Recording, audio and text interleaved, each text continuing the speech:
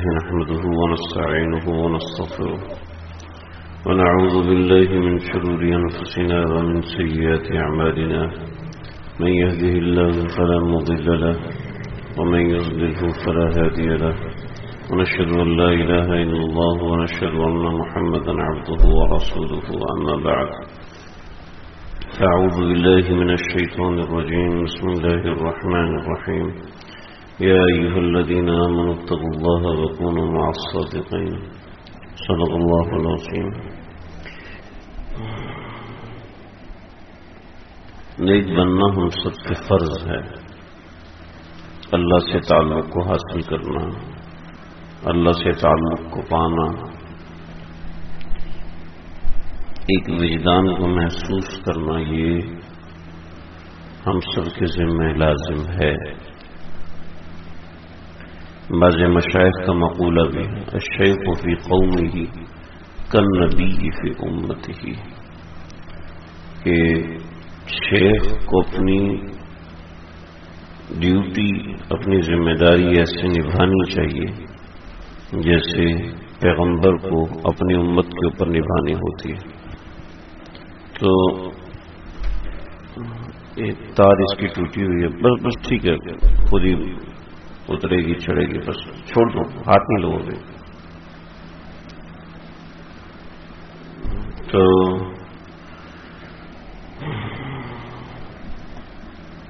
مد نظر بعض مرتبے بیان کرتے ہوئے چند ایک لوگوں کے احوال ہوتے ہیں، لیکن مقصود جو ہوتا ہے وہ عام اصلاح ہوتی ہے. کبھی ایسا مقصود نہیں ہوتا کہ کسی ایک بندے کو انسان ٹارگٹ کرے کہ اسی کو سنایا جا رہا ہے، اسی کے لیے بیان کیا جا رہا ہے، کسی اور کے لیے بیان نہیں ہو رہا. تو اولاً مقصود آنے والی نسلیں، آنے والے لوگ، آنے والی امتیں، وہ بھی مراد ہوتی ہیں. جیسے شاہ ولی اللہ محدث دہلوی رحمۃ اللہ علیہ نے فرمایا کہ شان نزول کے اندر پڑ جانا یہ تفسیر میں سب سے بڑی گمراہی ہے. کہ شان نزول بعض مرتبہ ایک ہوتا ہے، لیکن عام طور پہ العبرۃ بعموم اللفظ لا لخصوص السبب، کہ کسی ایک وجہ سے آیت نازل نہیں ہوتی، بلکہ اللہ رب العزت کو پتا ہوتا ہے کہ میں نے آگے کون سی امت آنی ہے، کیا کیا حالات ہونے.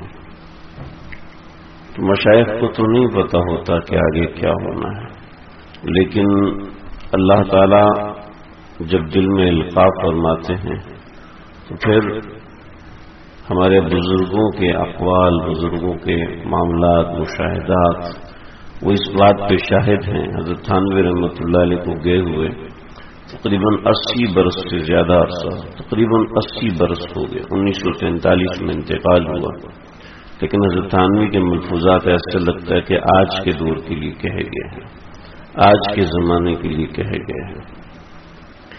تو ایسا ہی عام طور پر مشاہدے میں آتا ہے. تو میں اپنی ذات کے بارے میں کیا کہوں، بات یہ ہے کہ حضرت گنگوہی رحمۃ اللہ علیہ نے ایک واقعہ سنایا تھا، اپنی ذات کے لیے سنایا تھا، لیکن وہ تو اس سے کئی گنا بڑے تھے. ہماری اوقات تو کچھ بھی نہیں ہے، اور لیکن حضرت گنگوہی رحمۃ اللہ علیہ نے واقعہ سنایا تھا اپنی ذات کے لیے. تو وہ تو میں کیا کہوں، اصل تو تھا ہمارے لیے، ہم جیسے لوگوں کے لیے واقعہ تھا. فرماتے ہیں کہ ایک ڈاکو تھا، اس کے ساتھ پوری ایک جماعت تھی. تو ایسا ہوا کہ کسی علاقے میں قحط پڑ گیا، تو اب ڈاکہ کس پہ مارے، کسی کے پاس کچھ ہے ہی نہیں. تو دوسرے علاقے میں گئے تو وہاں دیکھا کہ پولیس وہاں کی بڑی سخت ہے، وہاں کچھ کام چلتا نہیں ہے، کہیں ڈاکہ مار نہیں سکتے. تو کہنے لگے کہ بھئی دیکھو میں ایسا کرتا ہوں کہ پیسے کمانے کا سب سے آسان طریقہ جو ہے وہ یہ ہے کہ آپ پیر بن جاؤ، ٹھیک ہے، اور لوگوں کے ہدیے نذرانے آپ کے پاس آنا شروع ہو جائیں گے، آپ کا گھر چلنا شروع ہو جائے گا، یہ سب سے آسان طریقہ۔ تو چلو میں پیر بن جاتا ہوں اور تم سارے جو چیلے ہو 15-16 ہو، یہ سارے میرے مرید بن جاؤ اور میرے بارے میں اڑا دینا کہ بہت بڑے شیخ ہیں، بڑے صاحب کرامت ہیں، بڑے بزرگ ہیں، بڑے یہ چنانچہ ایک جگہ میں آ کے بیٹھ گئے اور وہاں پہ بیٹھ کے اللہ اللہ کرنا شروع کر دیا۔ کوئی بندہ آیا، اس نے مسئلہ پوچھا، چونکہ اپنے فن کا ماہر تھا، ڈاکے کے فن کا ماہر تھا۔ جب کوئی بندہ کسی چیز میں ایک چیز میں مہارت حاصل کر لیتا ہے تو اس کو دوسری چیزوں میں بھی مہارت آہستہ آہستہ حاصل ہونا شروع ہو جاتی ہے، لیکن شرط ہے کہ کسی ایک فن میں ٹھیک سے ماہر ہو۔ اگر کسی ایک فن میں بھی ٹھیک سے ماہر نہیں ہوگا تو پھر گیا کام سے۔ اس لیے ہم طلباء سے کہتے ہیں کہ زمانے طالب علمی کے اندر موبائل فون، خبریں، سیاست اور ان سب چیزوں سے دور ہو، اس دائیں بائیں قسم کی معلومات سے اپنے آپ کو ہٹا کے رکھو، صرف طلب علم پہ محنت کرو۔ جب طلب علم پہ محنت کرو گے تو یہ ہے کہ تمہیں ایک چیز میں مہارت ہو جائے گی۔ جب ایک چیز میں مہارت ہو جائے گی تو پھر بقیہ سب چیزیں بھی یہ کیا طریقہ ہے، اتنی بھوک لگی آپ کو، تو غلط بات ہے نا، دین کی بات ہو رہی ہے، درمیان میں کھا رہے ہیں۔ تو طلب علم جب یکسوئی کے ساتھ ہوگا تو ایک مہارت حاصل ہوگی تو بڑھتا جائے گا۔ تو ڈاکے میں مہارت تھی۔ جب ایک بندہ مخلص آیا اور اس نے پوچھا کہ میں آگے کیسے بڑھوں، تو ذکر بتایا، طریقہ کار بتایا، اس کو کمی محسوس ہوئی تو استقامت کیسے ہوتی ہے، ڈاکے میں استقامت تھی تو یہ چیزیں تو ویسے ہی آسان ہے، تو اس میں استقامت کا طریقہ بتایا، اس کو فائدہ ہو، اس نے دوسرے کو بتایا، اس نے تیسرے کو بتایا، یوں کرتے کرتے ایک مجمع لگ گیا۔ جب مجمع میں دیکھا کہ ہمارے شیخ تو درخت کے نیچے سوتے ہیں، اتنے مجاہدے کی زندگی ہے، تو انہوں نے وہاں پر ایک چھت ڈال دی۔ جب چھت ڈلی تو کوئی چارپائی لے آیا، کوئی ٹھنڈک کا سامان لے آیا، کوئی کھانا لے آیا، کوئی پینا لے آیا، یوں چلتے چلتے جب جگہ تھی تو مفت کی جگہ تھی تو وہ بڑی ہوتی چلے گی تو لوگ آئے، مخلصین جمع ہوئے۔ مخلصین جمع ہوئے تو ان کو شیخ سے فائدہ حاصل ہونا شروع ہوا۔ تو ایک دن سب لوگ بیٹھے ہوئے ہیں اور سب کمال کی حد تک پہنچے، اور کمال میں بہت سی چیزیں ہوتی ہیں، ان میں ایک چیز ہے توجہ۔ کمال کے اندر ایک بڑی اہم چیز توجہ ہے۔ شیخ کی توجہ بہت بڑی چیز ہوتی ہے۔ جب تک سالک اپنی رائے چلاتا رہتا ہے اس کو شیخ کی توجہ نہیں ملتی۔ شیخ کی توجہ کے بغیر یہ راستہ آدھا طے ہوتا ہے، محنت پوری کرو، راستہ آدھا طے ہوتا ہے، پورا طے نہیں ہو سکتا۔ دیکھیں اللہ کے نبی صلی اللہ علیہ وسلم کی صحبت میں جو صحابہ رہے ہیں، ساری دنیا کے مشائخ مل کے ایک بندہ بن جائے اور اس کے اندر ان سب کی نسبت جمع ہو جائے تو ایک ادنا صحابی تک نہیں پہنچ سکتا، اس لیے کہ اس صاحب کو اللہ کے نبی کی براہ راست توجہ نہیں ملی جو کہ صحابی کو ملی تھی، تو یہ جتنا بھی کر لے آدھے راستے تک پہنچے گا۔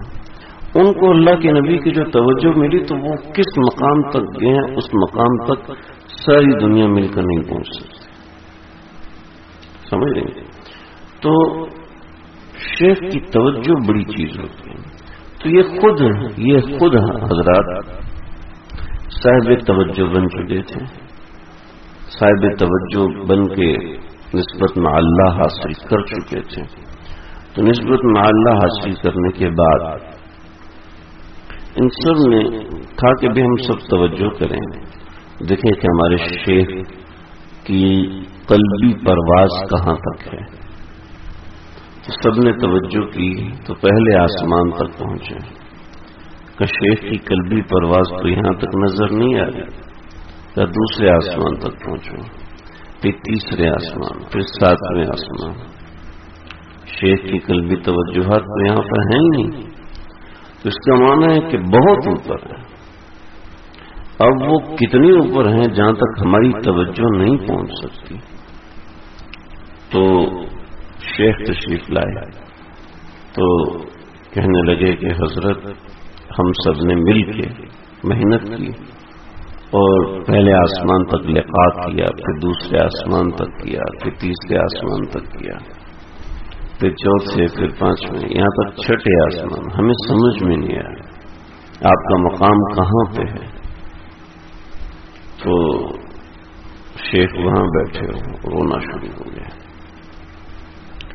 کہنے لگے کہ اس شخص کا کیا مقام ہو سکتا ہے جس نے زندگی بھر حرام کھایا ہو، کبھی نماز نہ پڑھی ہو، جس کے ذمہ قضا نمازیں ہوں، جس کی نیت ہی مال کھانے کی ہو، اس کو کیا مقام مل سکتا ہے؟ حضرت آپ ایسا کیسے کہہ سکتے ہیں؟ ایسا نہیں ہو سکتا۔ کہا کہ دیکھو بات وہی ہے جو میں تمہیں کہہ رہا ہوں، مسلمان کبھی جھوٹا نہیں ہو سکتا۔ یا رسول اللہ مسلمان بخیل ہو سکتا ہے؟ جی ہو سکتا ہے۔ کیا مسلمان بزدل ہو سکتا ہے؟ جی ہو سکتا ہے۔ کیا مسلمان جھوٹ بول سکتا ہے؟ نہیں، مسلمان جھوٹ نہیں بول سکتا۔ خیانت اور کذب مسلمان میں جمع نہیں ہو سکتی۔ ایمان اور جھوٹ ایک دل میں جمع نہیں ہو سکتا، سمجھ؟ مسلمان جھوٹ بول دے یہ ممکن نہیں ہے۔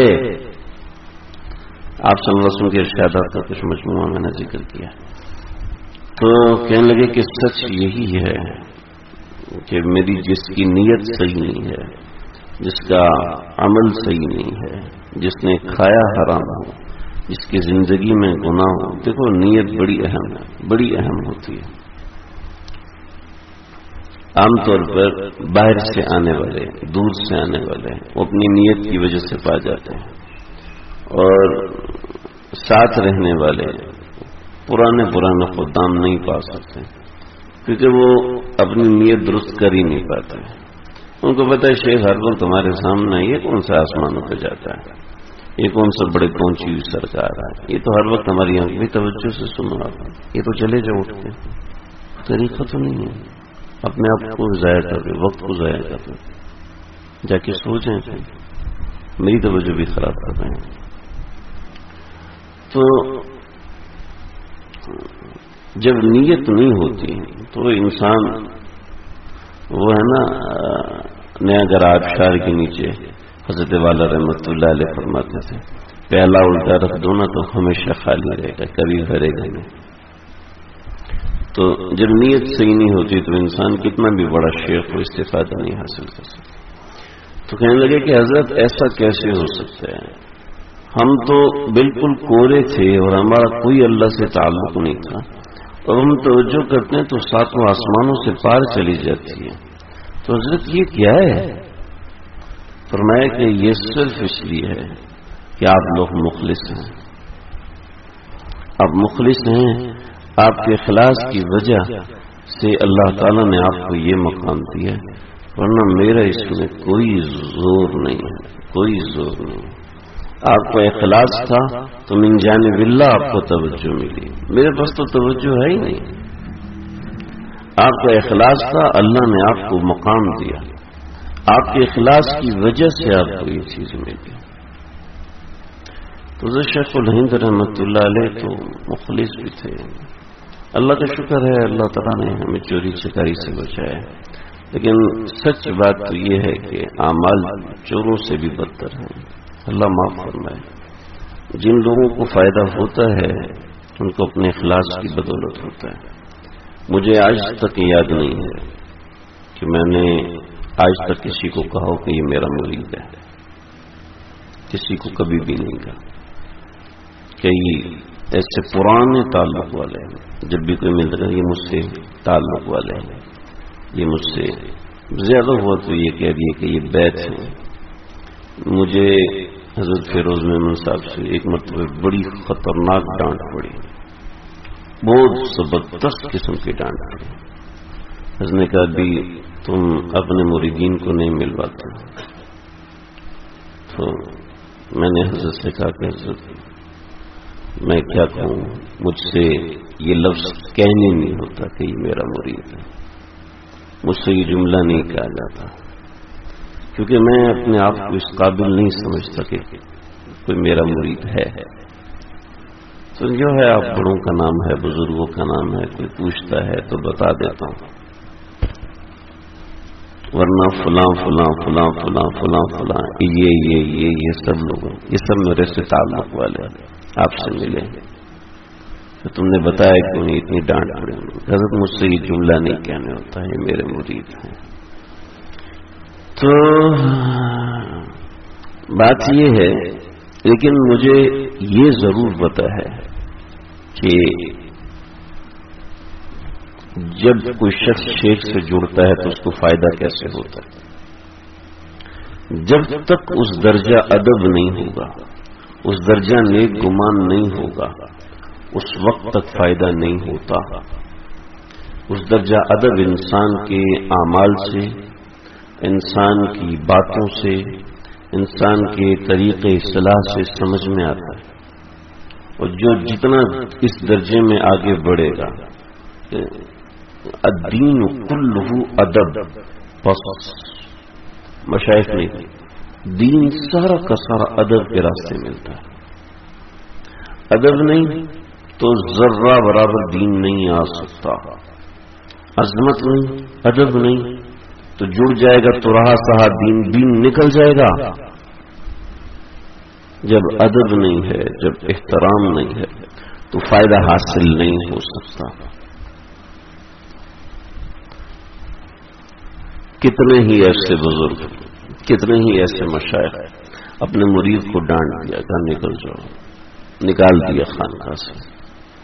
خانقاہ سے نکلے تو اب کیا کریں، سفارش کروائی بھائی سے، سفارش کروائی چاچا سے، ماما سے، سب سے سفارش کرو. نہیں میں اس کے لیے کوئی جگہ نہیں.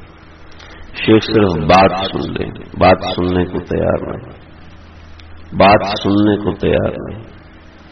تو بالآخر کیا کیا، 1 سال بندر والے کے ساتھ رہا، اس سے بندر کا ناچ سیکھا. پھر بندر لے کے آیا شیخ کے علاقے میں. شیخ جس راستے سے جاتے تھے وہاں پر آئے اور آ کے بندر کا ناچ کا کتنے کا دکھاؤ گے، کہ جو آپ چاہیں دے دیں.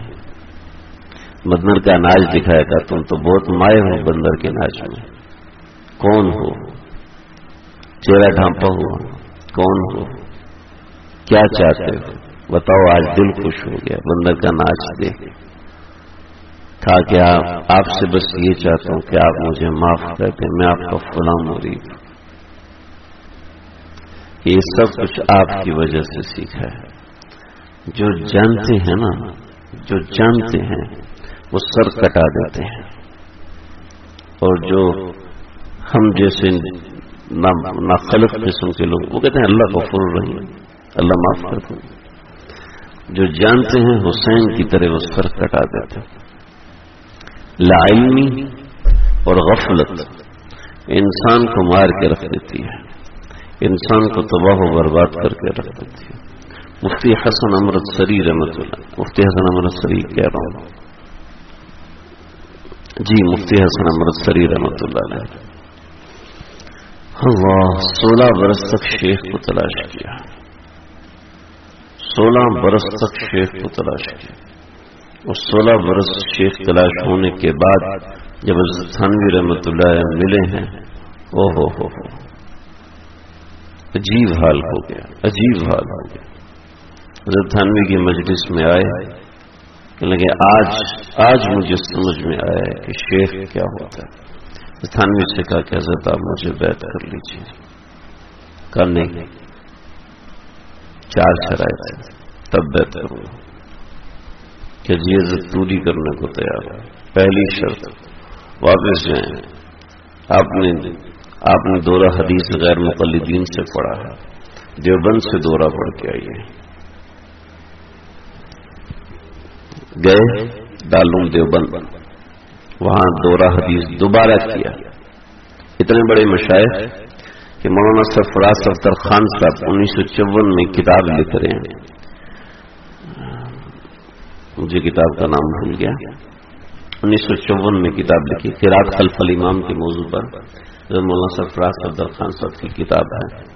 تو اس کتاب میں مفتی حسن امرتسری رحمۃ اللہ علیہ کی کتابوں کے حوالے کہ انہوں نے ایام غیر مقلدیت میں یہ چیز لکھی، اس کا جواب یہ ہے، یہ چیز لکھی، اس کا جواب یہ ہے.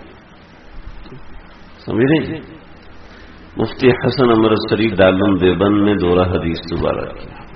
آئے واپس، فرمائے کہ ابھی بھی بیعت نہیں کر. دوسری شرط یہ ہے کہ آپ جائیے قاری صاحب کے پاس اور قاری صاحب کو قرآن مجید سنائیے.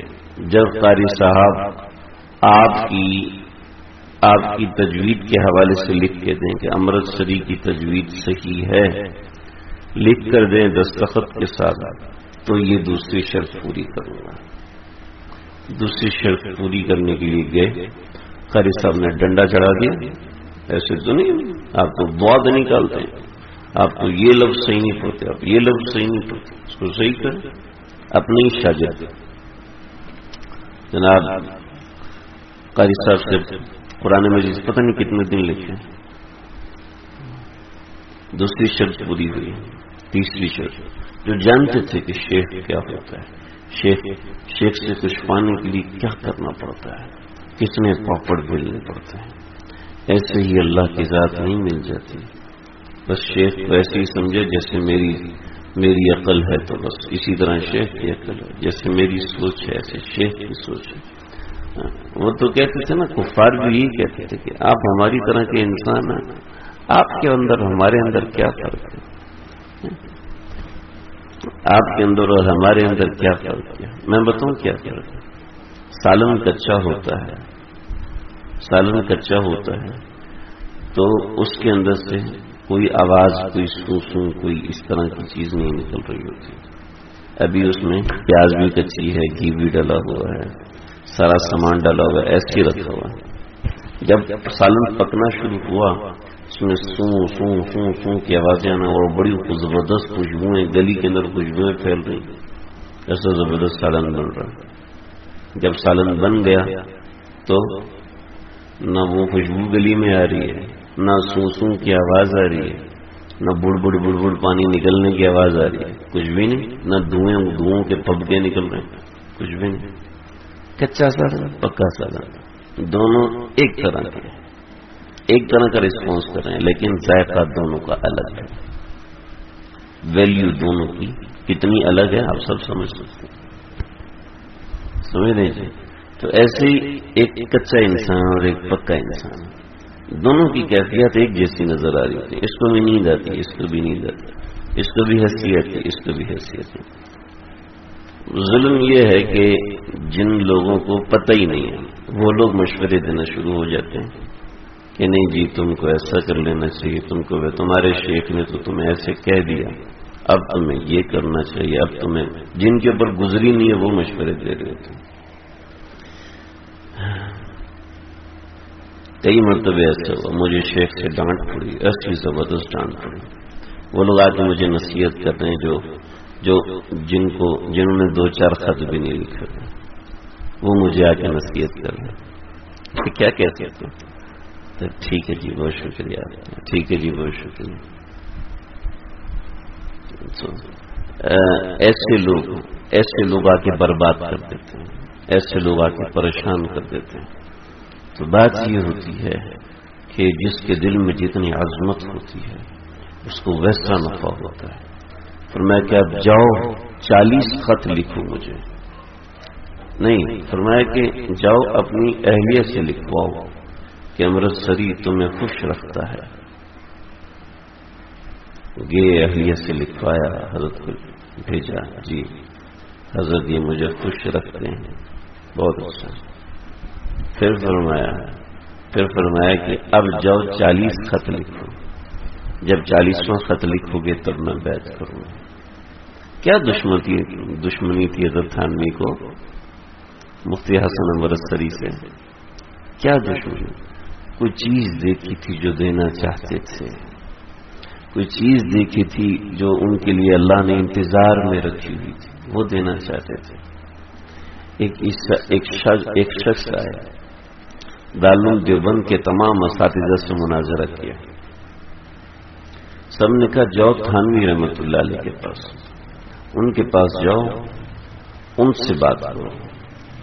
چنانچہ وہ آیا کہ مجھے وسوسہ ہے میں عیسائی ہو گیا، مجھے وسوسہ ہے میں عیسائی ہو گیا۔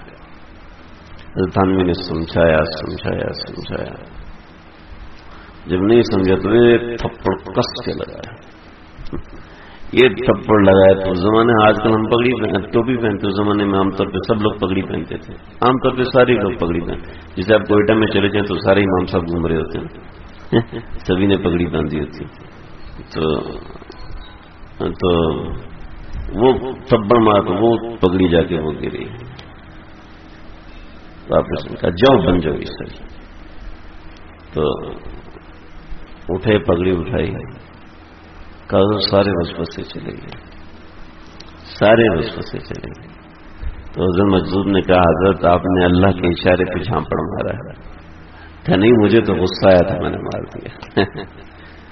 تو بات یہ ہے کہ شیخ کبھی غصے میں آ کے بھی ڈانٹتے تو اس میں بھی اللہ فائدہ ڈالتا ہے، کیونکہ وہ اللہ کے لیے ہوتا ہے، وہ اپنے نفس اور ذات کے لیے نہیں ہوتا۔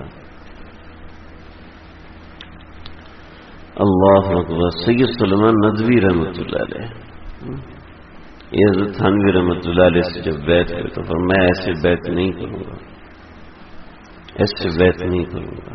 پہلے آپ کے مضامین شائع ہوتے ہیں، اس میں آپ اعتذار شائع کریں کہ یہ علماء اہل حق کا مسلک نہیں ہے، اگر رائے ہے تو آپ کی ذاتی رائے ہے، علماء اہل حق کا مسلک نہیں۔ حضرت کوئی نصیحت فرمائے، فرمایا کہ سارے دین کا حاصل، سارے دین کا حاصل مٹنا ہے، جب تک میں رہتی ہے دین حاصل نہیں ہو سکتا، جب تک اپنے وجود میں رہتی ہے، جب تک یہ رہتا ہے کہ میں تو یہ، میں تو وہ، میری یہ ویلیو، میری وہ ویلیو، اس وقت تک جب تک اپنی اہمیت دین کا ذرہ بھی حاصل نہیں ہوا ہوتا، دین کا کچھ بھی حاصل نہیں ہوا ہوتا۔ جو میں نکلنے کے بعد حاصل ہونا ہوتا ہے وہ سمجھتے ہیں دین یہی سب کچھ ہے، اس کو نہیں پتا آگے کتنے بڑے بڑے پہاڑ ہیں۔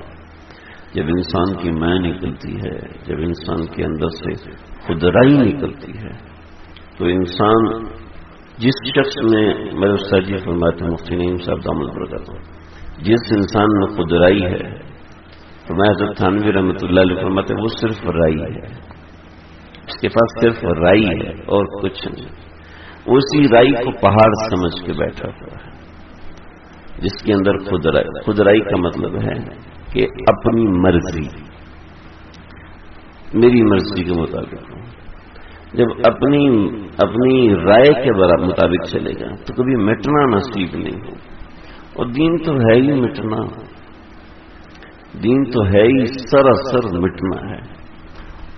اللہ کے نبی کی صحبت میں رہتے ہیں، اللہ کے نبی کے اپنی آنکھوں سے وہی اترتے دیکھتے ہیں، اس کے باوجود کہتے ہیں نافق حنظلہ، منافق ہو گیا، میں تو منافق ہوں۔ اور ہمیں اپنے ایمان پر، ہمیں اپنی توبہ پر اتنا یقین ہے کہ جی قبول ہی قبول ہے، ایسے بے فکری سے کہتے ہیں جی میری توبہ قبول ہوگی، ایسی بے فکری، انا للہ و انا الیہ راجعون۔ بعض ایسے بھی ہیں جن کو تنبیہ کہیں گے ایسے توبہ نہیں ہوتی، جب اور کیسے توبہ ہوتی؟ جب اس طریقے سے پوچھیں گے تو کون بتائے گا اس طرح کیسے توبہ ہوتی؟ اللہ دین ادب سے حاصل ہوتا ہے، دین مٹنے سے حاصل ہوتا ہے، دین خود کو کھپانے سے حاصل ہوتا ہے۔ میں نے تو اپنے آپ کو سب کچھ کھپا لیا۔ جب آپ کو پتہ ہے کہ میں نے سب کچھ کھپا لیا تو آپ کو کیا پتا کہ آپ نے کیا کیا؟ جو شخص دعویٰ کر رہا ہے کہ میں نے تو سب کچھ کر لیا، میں نے تو سب کچھ کر لیا، دین میں دعویٰ تو ہے ہی نہیں، دعوے والا تو ہے ہی صفر۔ جب یہ ہوگا نہیں میں کچھ بھی نہیں کر سکتا، میں کچھ بھی نہیں کر سکتا، میری اوقات ہی نہیں ہے، میری کوئی اوقات نہیں۔ مشائخ فرماتے ہیں جس نے کہا میں مارا گیا، انا ربکم الاعلی۔ فرعون نے کہا تھا کیا؟ ٹھیک ہے، جس نے کہا تھا میرے نزدیک یہ ہے، یہ سب میری محنت ہے، قارون یہ ساری میری محنت ہے، مارا گیا، زمین میں دبا دیا گیا۔ اللہ اللہ، جس نے اپنی رائے چلائی کیا، جس نے اپنی رائے۔ تو دوستو یہ راستہ دیکھو، بادشاہوں کے ساتھ رہنا آسان ہے، شیخ کے ساتھ رہنا مشکل ہوتا ہے، ٹھیک ہے جی، کہ وہ تو صرف جان جاتی ہے، یہاں دین چلا جاتا ہے، جس میں جس کے اندر یہ ہمت نہیں وہ نہ رہے، وہ الگ ہو جائے، انشاءاللہ مسلمان جائے گا۔ لیکن اگر یہ چاہتا ہے کہ اللہ کی ایک چاہت، اللہ کا ایک تعلق ملے تو مٹائے اپنے آپ کو مٹائے، یہ نہ دیکھے کہ یار یہ حکم دیا تو کیوں دیا، یہ کہا تو کیوں کہا، یہ کہا تو کس وجہ سے کہا۔ اب اپنی ذہانت کے سامنے اپنی ذہانت کچھ نہیں ہے۔ اللہ، دین کا چھوٹا سا کام بھی اللہ تعالیٰ قبول فرما لیتے ہیں، لیکن بندے کا اخلاص دیکھا جاتا ہے، کسی بھی کام میں اخلاص۔ جب اخلاص ہوتا ہے تو بندہ نکھر جاتا ہے۔ حضرت قاری پانی پتی بخش، قاری رحیم بخش پانی پتی رحمۃ اللہ علیہ ہمارے بڑے مشائخ میں سے گزرے ہیں، بس ختم کر رہا ہوں میں۔ وہ ایک طالب علم بے ادب تھا، بے ادب طالب علم، اس کو مدرسے سے نکال دیا، دارالعلوم دیوبند سے نکال دیا، اس نے جا کے مدینہ یونیورسٹی میں داخلہ لیا اور وہاں سے فاضل ہوا۔ وہاں سے فاضل ہوا تو اپنی سند جو ہے دارالعلوم دیوبند نے بھیجی اور نیچے تحریر بھیجی کہ آپ نے تو مجھے نکال دیا تو دیکھیں میں دوسری جگہ جا کے داخل ہو گیا۔ یعنی اپنے اساتذہ کے سامنے یہ روب ڈالنے کی کوشش کی کہ تم نے مجھے قبول نہیں کیا، دیکھو میں غیر مقلد ہو گیا، تم لوگوں نے تو قبول نہیں کیا، ٹھیک ہے نا، تو میں غیر مقلد تمہاری وجہ سے ہوں،